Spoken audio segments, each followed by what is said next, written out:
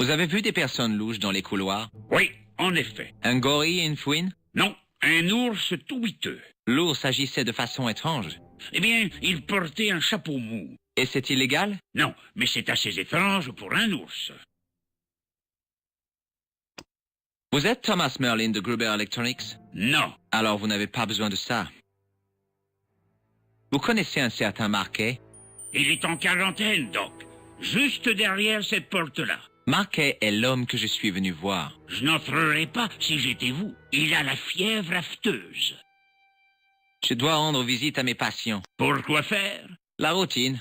Ne serait-ce que pour voir s'il respire encore. Et si ce n'est pas le cas? Je signerai la décharge et j'indiquerai que son lit est libre. Vous ne croulez pas sous l'émotion, dites donc. Cette année d'études vous apprenne à oublier la compassion. Vous êtes bien le style à avoir une blouse blanche. Merci. À plus tard. Au revoir, Doc.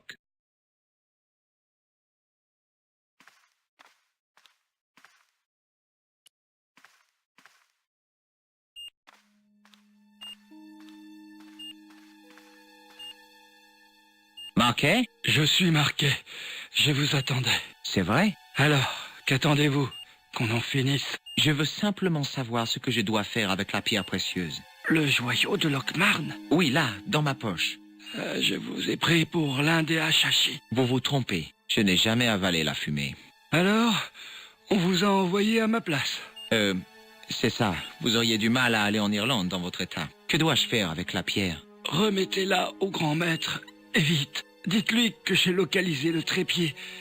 Ici même, à Paris. Vous l'avez? Pas encore, mais on s'en occupe. J'ai engagé 2 truands qui ont un don pour les délits mineurs. Ça ne serait pas Flap et Guido par hasard? Vous les connaissez? Quant à Klausner, il est parti à la recherche d'oies sauvages en Syrie. Ils ont des oies en Syrie? Il a une théorie concernant l'emplacement.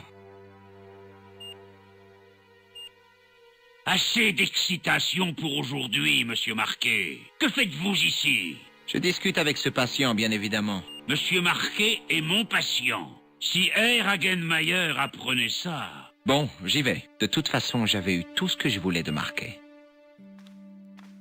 Ah, vous êtes là. Je commençais à vous chercher. J'ai terminé avec votre pompe à tension. Merci, Benet. C'est quoi ce bruit?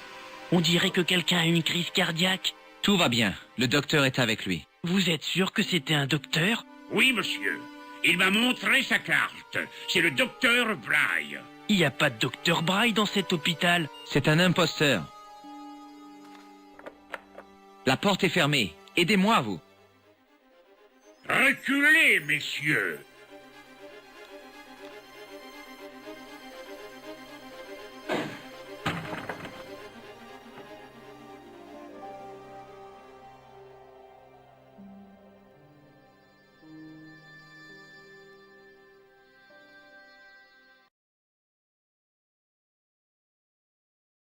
Salut, Georges.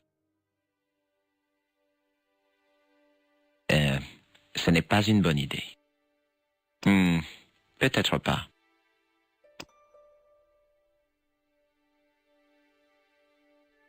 Nico, on se serre la main? Pas question, Léon. Tu veux garder la pierre précieuse? Non, j'aurais trop peur de la vendre. J'ai trouvé Jack Marquet. Il a parlé? Oui, il a parlé. Pour la dernière fois. Il est mort? Oui, abattu froidement par un faux médecin. Quelle horreur. Quelle sorte d'homme peut se faire passer pour un docteur et abuser d'un mourant? C'était Cannes? Non, je ne sais pas qui c'était, mais ce n'était certainement pas Khan. Il s'est échappé par la fenêtre. Tu as déjà entendu le mot Hachashi? Non. Marquet a dit que ils étaient ses pires ennemis. Son pire ennemi était le faux docteur. Ah, ne m'en parle pas, ce type était diabolique. Il avait des yeux fous et fixes comme un poisson mort. Je ne ferai plus jamais confiance à un médecin de ma vie. Tu crois que c'est notre assassin qui a tué Marquet? Je ne pense pas.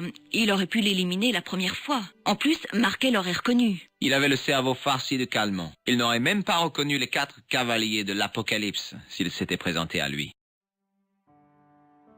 Il faut que je retourne parler à l'autre extraterrestre. Lequel? Rousseau ou l'inspecteur Mou? Ou est-ce que tu veux parler d'André? Devine?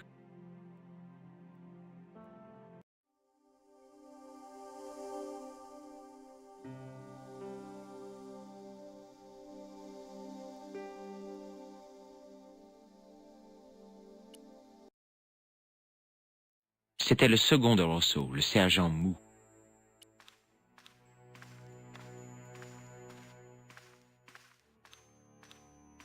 Sergent Mou? Oui? Peut-être pas. Peut-être pas. À plus tard, sergent.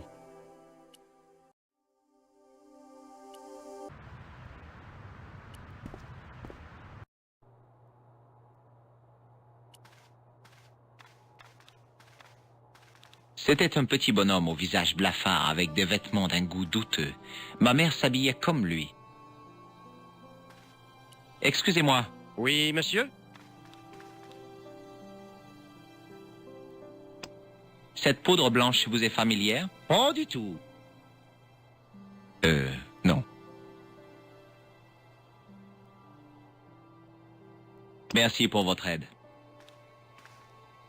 Excusez-moi. Oui, monsieur?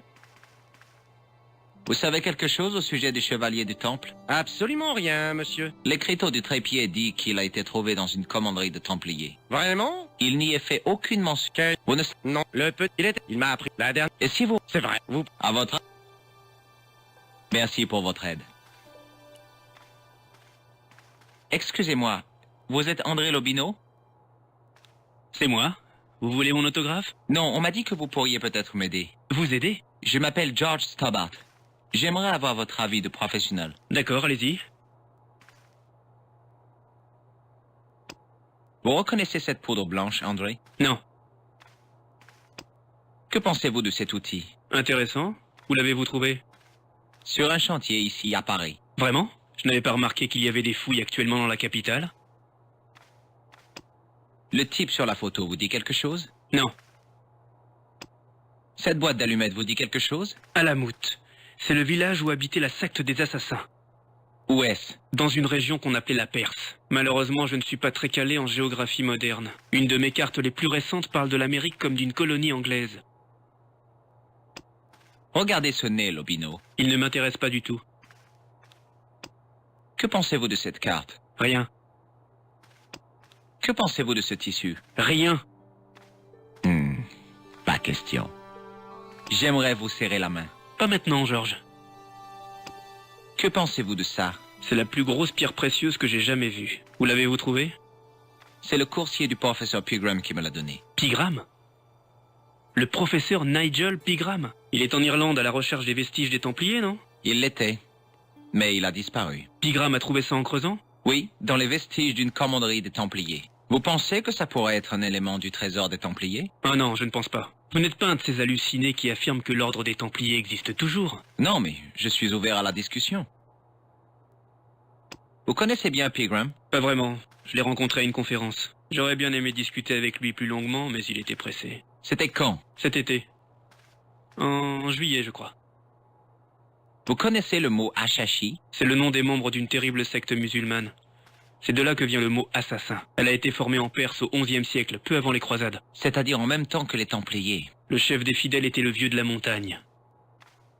D'où vient le nom assassin? De la légende qui concerne le rite d'initiation des fidèles. Le jeune homme qui voulait rejoindre la secte devait fumer du hashish jusqu'à ce qu'il ait une vision. Il se réveillait dans un jardin fabuleux avec tout ce qu'il pouvait désirer. De l'eau fraîche, des plats délicieux, du hashish bien sûr, et les plus belles femmes. Cool, vous avez l'adresse? L'histoire n'est pas terminée. Il y avait un prix à payer pour ce paradis. Ça, je l'aurais payé. Le jeune homme se réveillait le jour suivant dans le monde réel. On lui indiquait alors qu'il avait eu un avant-goût du paradis réservé aux martyrs, et que pour accéder à ce royaume divin, il lui fallait d'abord devenir un Achachi. Comment fonctionnaient les assassins? Comme je vous l'ai dit, les nouvelles recrues étaient prêtes à mourir pour leur cause. On leur apprenait à utiliser le poignard, le poison et le déguisement. Puis le grand maître de la secte désignait un ennemi d'Allah. Alors plus rien ne pouvait les arrêter tant que l'homme n'était pas mort. Exactement. Ils étaient très efficaces, car rien ne leur faisait peur. Est-ce que la secte des assassins existe toujours? Regardez ce qui se passe dans le monde d'aujourd'hui, et dites-le moi. Il faut que vous sachiez que le trépied va être volé. Le trépied de Lockmarn? C'est pas vrai. C'est la vérité, je peux même vous décrire les voleurs. Avant que le crime supposé ait lieu? Je les ai entendus préparer leur coup. Ils perdent leur temps. Le trépied est protégé par un système d'alarme extrêmement perfectionné. Ok, ne dites pas que je vous aurais pas prévenu. Pourquoi ne me prêteriez-vous pas le trépied pour limiter les risques? Parce que je ne le reverrai plus. Vous n'avez pas confiance en moi? Ce n'est pas une question de confiance. Ce trépied a des centaines d'années et il est excessivement fragile. Je vois. Est-ce que le nom de Montfaucon vous dit quelque chose? Bien sûr. C'était l'endroit le plus horrible de Paris jusqu'à la Révolution. Des toilettes publiques? Non, un gibet. Des milliers de gens ont été exécutés là-bas. Un temple de la mort, avec des dizaines d'arches montrant des suppliciés. Des corps en décomposition se balançant au bout d'une corde grinçante, tandis que des corbeaux les dévoraient. Cela explique l'image du pendu. J'ai trouvé une référence à Montfaucon en Irlande, dans un village appelé Lochmarn. Où se trouvait Montfaucon? Au nord-est, près du canal Saint-Martin. Mais il n'y a plus rien maintenant. Le vieux gibet a été abattu pendant la Révolution. Merci pour votre aide, André. Y a pas de quoi. Hello, André. Bonjour, Georges. J'aimerais avoir votre avis sur un manuscrit médiéval. Vraiment? Vous l'avez sur vous? Non, il est trop fragile. De plus, certaines personnes seraient prêtes à tout pour s'en emparer. Très étrange. Vous avez une copie du texte? Il n'y a presque rien. Juste quelques phrases en latin. J'espérais que vous pourriez me donner votre avis sur les dessins. Sans voir le manuscrit, ça me paraît difficile. Dites-moi seulement ceci. L'image de deux hommes chevauchant la même monture vous fait penser à quoi? Au chevalier du Temple. Est-ce que le sceau des Templiers est visible sur ce manuscrit? J'aimerais vraiment voir ça. Vous pouvez me parler des chevaliers du Temple? Sans problème, mon petit Georges. Soldat, diplomate, mercenaire, moine, banquier. Tout ce que vous voulez, il l'était. La plus grande puissance armée de la chrétienté. La milice de Dieu. Rien que ça. D'où les Templiers ont-ils tiré leur nom? De l'endroit où ils avaient installé leur quartier général. Le roi chrétien de Jérusalem leur avait offert une partie d'une mosquée située sur le mont du Temple. C'est sur cette même colline que Salomon aurait élevé son temple. L'ordre prit le nom des chevaliers du Temple, puis celui des Templiers. Vous êtes un puits de science, André. Vous aider est un plaisir, Georges. Comment les Templiers sont-ils devenus si riches? Beaucoup d'hommes rejoignaient leur rang. Un grand nombre étaient des nobles. Ils devaient faire vœu de pauvreté, de chasteté et d'obéissance. Leur fortune et les biens revenaient donc au temple. Les Templiers se sont implantés en France, mais aussi en Écosse, en Angleterre, en Espagne. Presque partout en Europe, en fait. Les Templiers avaient juré d'être pauvres pour eux, pas pour le temple. C'est vrai que le trésor des Templiers n'a jamais été retrouvé? Qui sait? On a si peu d'informations sur ce qui s'est réellement passé. Ou alors la vérité n'a jamais été rendue publique. Que voulez-vous dire? Les Templiers sont un peu mythologiques. Comme les chevaliers de la table ronde, par exemple. Il y a même des gens pour affirmer que l'ordre des Templiers existe toujours. Ça vous paraît plausible? Absolument pas. Merci pour votre aide, André. Y a pas de quoi.